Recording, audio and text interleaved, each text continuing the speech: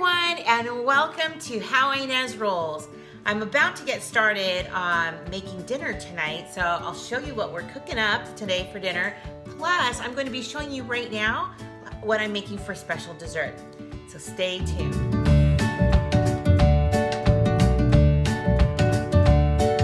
Have you guys ever used these slow cooker liners? I had a couple of suggestions to use them in my crock pot, and I saw them in the store and I thought I would definitely give it a try. Let me know in the comments if you use these and if you love them. So I have one, and I'm going to be putting them in my slow cooker because I'm making a slow cooker dessert. So yeah, I need to figure this out. So I put it on the crock pot, just ready to go. It's super easy, and I think I might give it a little bit of a cooking spray. Yes, I'm going to do that really quick. But today, I'm just going to be making a super easy peach cobbler. Now, I've done this a few times, and the very first time I did it, not the first time I made it, but one of the times that I made it for my father when he was visiting, and he really liked it. In fact, the next day, he was like, do you have any more of that peach cobbler? Because we put yummy vanilla ice cream on top. So if you've been watching my channel and my past videos, I just made a Walmart pickup and I had vanilla ice cream and nobody's eaten any. So we still have it. So that'll be perfect for tonight to go on top with this. So this is gonna be a super easy recipe. I'll have the recipe card at the end of the video so you can snapshot it or just write it down, but this one's a really easy one. So if you're going camping, this is also a great one for Dutch ovens. And all it is 2 cans of peaches. So we're just gonna put that in. Yum, who loves peaches? You know, I've done this recipe also with different fruits. So it might be like a Hawaiian kind of mix up. So I had like pineapple and peaches and like some tangerines. And then I made it was so good. It was like a tropical one. It was really good. And then the only thing that you need is a cake mix. Yay, so super easy, right? I'm sure you can easily make a cake mix topping. Now this is going to be like a crumb topping. So this is what's gonna be necessary for that.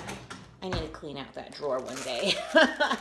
I have way too many things in there and I can't find them as easy. So I'm just gonna easily just kind of sprinkle that all over. And then the very next thing is a stick of butter. So I did say this was healthy, right? So this is gonna be easy, and I'm just gonna cook this.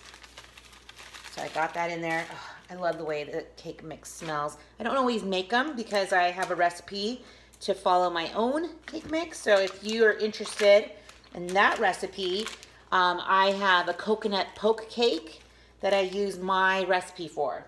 And let me get a knife if my drawer will let me. And so you're just gonna cut the butter into smaller slices and then just sprinkle it around. I have friends that make this recipe and they add Sprite to it. So there's some variations out there. If you make this and you do it a little bit different, let me know in the comments because I think it's fun to try it in different ways.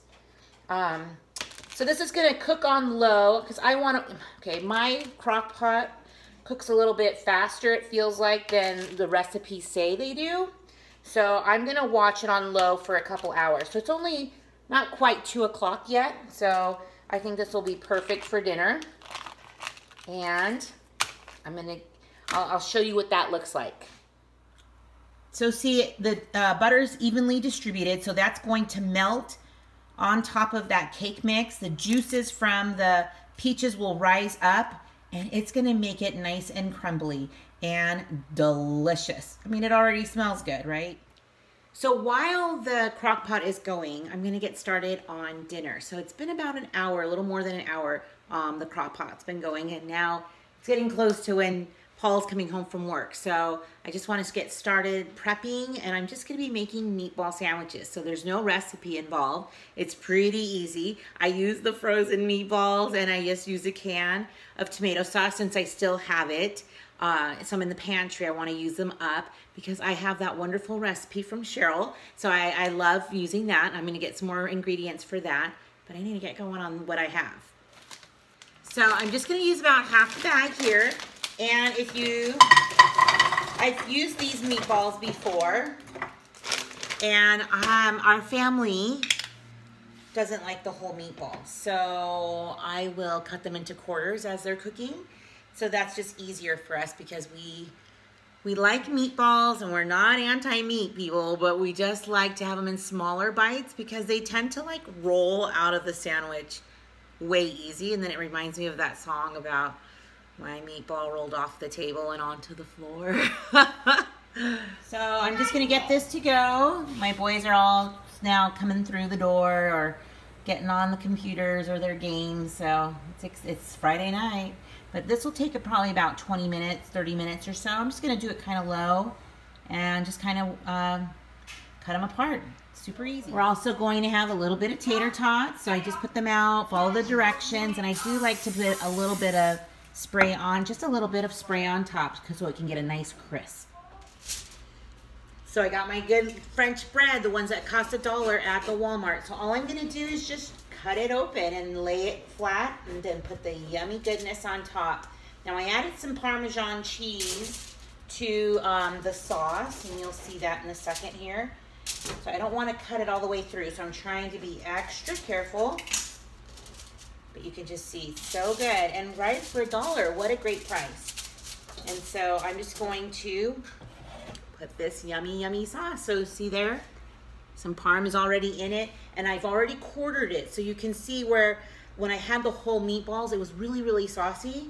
And then when I quarter the meatballs, it actually like makes it not as like watery. Do you understand? Like, yeah, you know what I mean. And so I'm just gonna put this on, put some cheese on it, hit it up in the oven just to melt a little bit.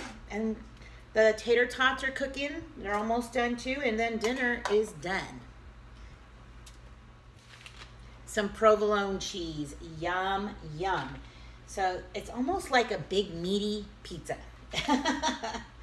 And I prefer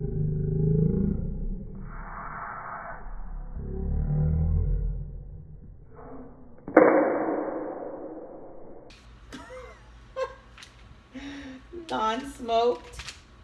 We just like it better. Yum. I just took it out of the oven. Look at that yumminess. Oh, can't wait. So I'm gonna let it cool down just a tiny bit before I start chopping it up. Probably for safety reasons. Yummy, yummy, yummy. I am putting out the plates. So good. So then after dinner, we get to have yummy dessert. Okay, let's take a look. I gotta turn this off. Ooh, look at that. So good. It smells so delicious. It's got a nice little crust on there, and I think this bag helped so that it didn't, see how it's got like the crusties over here? Like, let me see if I, right in this area. A lot of times this, using my crock pot, I'll get more of those around the whole lining of it. So maybe these liners are a good idea. Okay, it's time to dish. This is looking so good. So just a little vanilla ice cream, and I'm just kind of letting it cool down a little bit, but it's so sweet. It's so good and well worth it. So keep this in your dessert arsenal if you're trying to figure out something that's easy, few ingredients. If you have a few hours, it was 3 hours on low, and it is awesome. And you can even put a little bit of drizzle on caramel on that, some whipped cream, whatever you want. So it is super good. So thanks for stopping by. Give this video a thumbs up if you love the recipe, and click subscribe if you haven't done so, then stick around. You never know what I'll be rolling out next.